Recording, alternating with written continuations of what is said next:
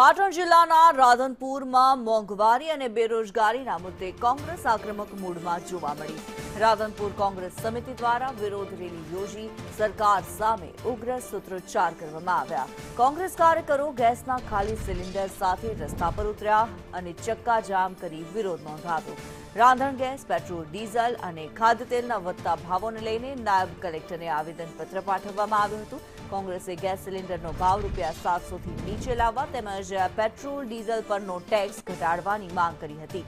આ વિરોધ કાર્યક્રમમાં જિલ્લા કોંગ્રેસ પ્રમુખ કેમરજી ઠાકોર સહિતના આગેવાનો જોડાયા હતા।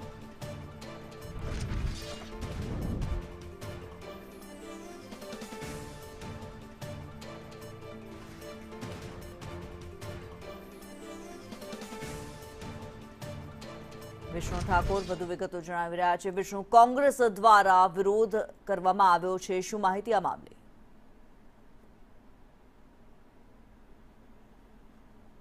ચોક્કસ જણાવી દઉં કે પાટણના રાધનપુરમાં આજે કોંગ્રેસ દ્વારા મોંઘવારી અને બેરોજગારીના મુદ્દે સરકાર સામે મોરચો માંડવામાં આવ્યો છે।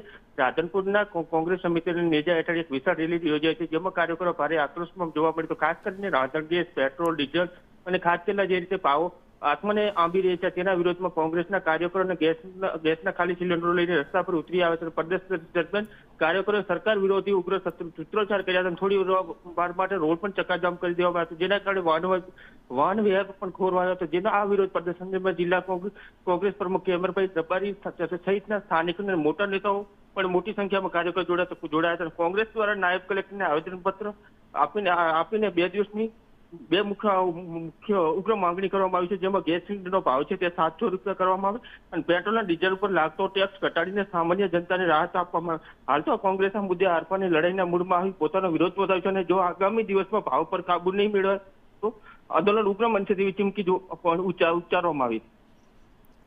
જી, ધન્યવાદ વિષ્ણુ આ માહિતી માટે।